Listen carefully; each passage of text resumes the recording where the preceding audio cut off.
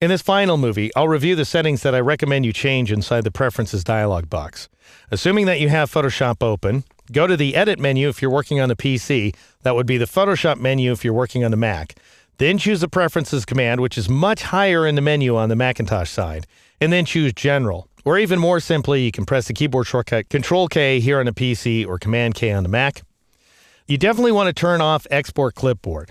And the reason that this option should not be on is because you routinely end up copying extremely large images inside of Photoshop. Now, that doesn't present Photoshop with a problem. You can copy and paste inside Photoshop all you want.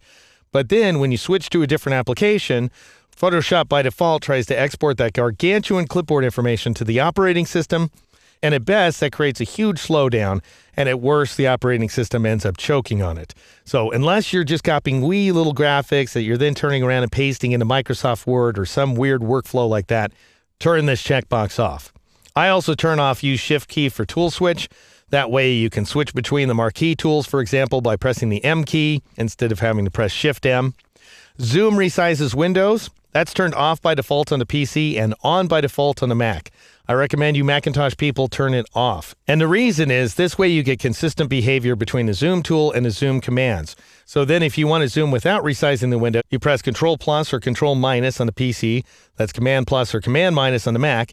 And if you want to zoom and resize the window with this checkbox off, you just press Control Alt plus or Control Alt minus on the PC. That's Command Option plus or Command Option minus on the Mac. All right, next we'll switch over to interface.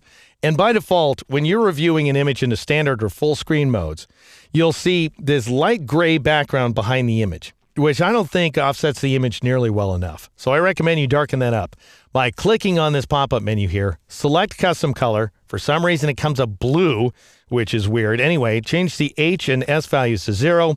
And then I recommend a brightness value of 35%. Click OK. Do the exact same thing for full screen with menus. So click on the pop-up menu, choose Select Custom Color, and dial in 00 for hue and saturation, and then 35 for brightness. Click OK. And I also recommend that you change the second drop shadow setting to none, because we don't need drop shadows in full screen. Again, that's my opinion. You can go your own way. On a PC, we're pretty used to opening documents as tabs, and that's the way a lot of PC people prefer to work, and that's the way I will be working. Most Macintosh people prefer this option to be turned off, and if so, if you have open documents as tabs turned off, I also recommend you turn off this second one. Enable floating document window docking. That way your image windows don't tend to glom together when you're dragging them around. In my case, I'm going to leave the checkbox on, though. So I'm saying that you either turn both of them on or both of them off. On the Windows side, both on. On the Mac side, both off. Just a recommendation. I'm going to switch to file handling now.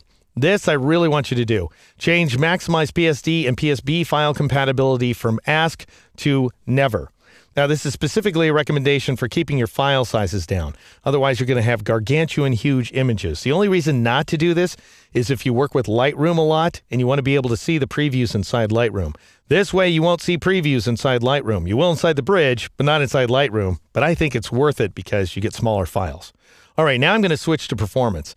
And I just want you to make sure that Enable OpenGL Drawing is turned on and that a video card is detected. If not, and you're sure that you have a video card that supports OpenGL, which is important for getting any kind of reasonable work done inside of Photoshop, then you should quit out of the program and either restart the program or restart your computer and try again and see if you can get Photoshop to recognize what's going on.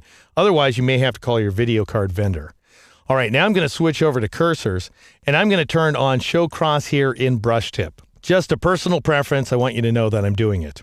If you like big, huge font previews when you're trying to switch between typefaces and figure out which face to use, then click on the word type there and change the font preview size from medium to one of these others, either large or extra large or huge. I'm going to go with extra large in my case because I have a fairly small screen to work with. And then finally click on 3D. And make sure up here that OpenGL is turned on so you'll get the best performance. You should have Allow Direct to Screen turned on as well. Auto Hide Layers was that option that we just turned off at the end of the previous video. It should still be off for you. I will anticipate that one of your initial frustrations as you're working with 3D inside of Photoshop is that as you're creating your 3D objects, they don't seem to cast shadows onto each other. And that's because you have to ray trace the objects in order to see the shadows. If you want to get a rough sense of those shadows while you were working, you would switch to Ray Tracer and make sure shadows is turned on. However, that is going to really degrade Photoshop's performance. I just want you to know that. You get a sense of your shadows as you work, but you have to be very, very patient as you work as well, which is why I'm going to suggest we leave this set to OpenGL. First checkbox on, second checkbox off. And that is it. Pretty tedious, I know, but we are now on the same page. Click the OK button. Now, there's just one more thing we need to do. In order to save those changes we made inside the Preferences dialog box, as well as those interface changes that we applied in the previous movie, we need to quit the program. Because if we crashed right now, then we'd end up losing all that work. So what I'd like you to do, if you're working on a PC, go up to the File menu and choose the Exit command, where you can press that keyboard shortcut Control-Q for quit. On the Mac, you go to the Photoshop menu and choose Quit Photoshop, where you press Command-Q. And that'll go ahead and quit the program. It'll also save all of your preferences. If you have any unsaved changes to your images, you'll have to decide whether to save those changes or not. All right, now that you and I are on the same page, I recommend you advance to the next chapter so we can get some real 3D work done.